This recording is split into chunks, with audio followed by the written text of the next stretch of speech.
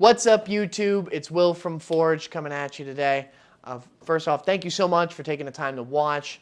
If you haven't watched our previous video on habits, super recommend that you take the time to do that. This is for if you're looking for that slight edge over what we already talked about. What are those advanced strategies that really set people apart? And the example, this is once again from the book Atomic Habits by James Clear. The link to that book is below. If you get it from that link, not only are you supporting the channel, but 50% of the profits that this channel produces go to a group of charities. If you want more information on that specifically, you can check out our website, because you came here to talk about habits, not about Javon and me. So, moving on. To bet on your strengths and don't give a fuck about what you suck at. You're gonna, way too many people in this room are gonna spend the next 30, 40 years of their lives trying to check the boxes of the things that they're not as good at, and that you're gonna waste a fuckload of time and lose. The example that James Clear, the author of Atomic Habits, put is, everyone knows Michael Phelps. He has more medals than most countries.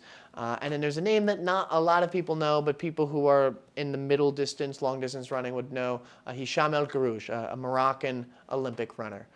Now, consider him the Michael Phelps of middle distance running, just not more medals than most small countries, but equivalent athleticism.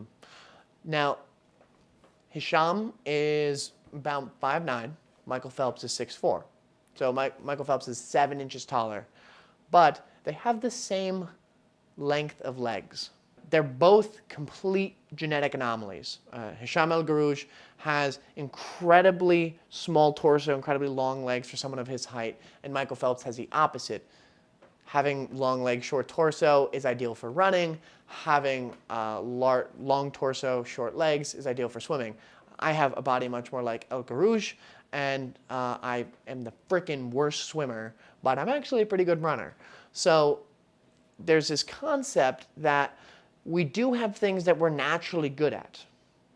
And if you're picking an area to succeed in, it is probably ideal that you pick the one that you are more programmed for. And so that's not to say that if your passion is running, but your legs are 3 inches long, that you shouldn't pursue running. If that's 100% your passion, you should totally go for it. But if you are trying to figure out, like, what is it that I should be doing, or you're trying to figure out what is my goal, work within your strengths. And I like to look at Elon Musk and Jack Ma as an example. Everyone knows Elon Musk because he is what would happen if a meme became self-aware and then built companies. Jack Ma, for those who don't know, he was, or maybe is, I didn't fact check, richest man in China, and built Alibaba, which is one of the greatest e-commerce platforms on planet Earth, widely considered to be a rival of Amazon in China. Now, if you look at how these two interact, especially if you look at their debate in AI, Elon Musk is at least 4,000 times smarter than Jack Ma. Both built incredibly successful companies, so they both followed a passion for building great companies and building new technology, but they handled it differently. Elon Musk considers himself not a micromanager, but a nano-manager, because he's such a hyper genius and he has such natural gifts in engineering and design that he focuses on that. He leads by the example of just working so freaking hard that his eyes bleed, and he randomly has Twitter episodes because the man hasn't slept in a week. You should just leave him alone on Twitter.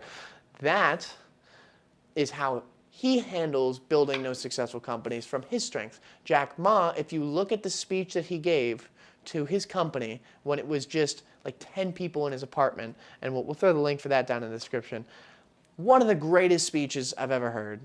I was inspired. I wanted to flash back to that year and just freaking build Alibaba with him.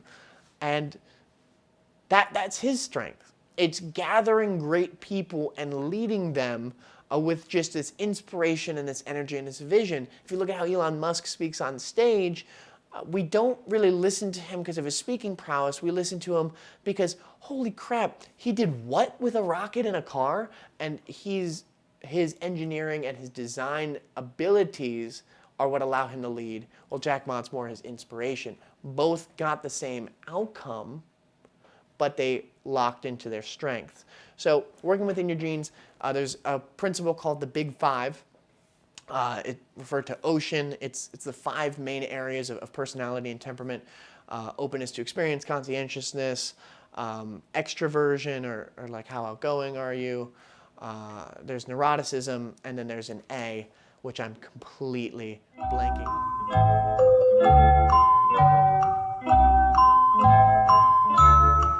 Agreeableness. Nailed it. So that is actually a pretty important factor. If you're going into a job that requires a high level of attention to detail, I strongly recommend that you have high conscientiousness. If you're going into a field that requires a lot of debate and fighting and agreeableness is not a very helpful trait. And if you're high in neuroticism, high stress jobs are going to be super difficult to handle. So it's important to know where you stand with the Big Five. Jordan Peterson talks a lot about this. We'll probably do a video on just this topic alone in the future. But it's important to know what is your temperament like and how can you accomplish your goals in a way that doesn't completely contradict that. A second way to work within your genes is ask yourself the following questions. What feels like fun to you but work to others? What makes you lose track of time, and what comes naturally to you? Like, you have intuition, you've had experience, you know this. That's a very helpful way to figure out how am I going to handle things. So that's working within your genes.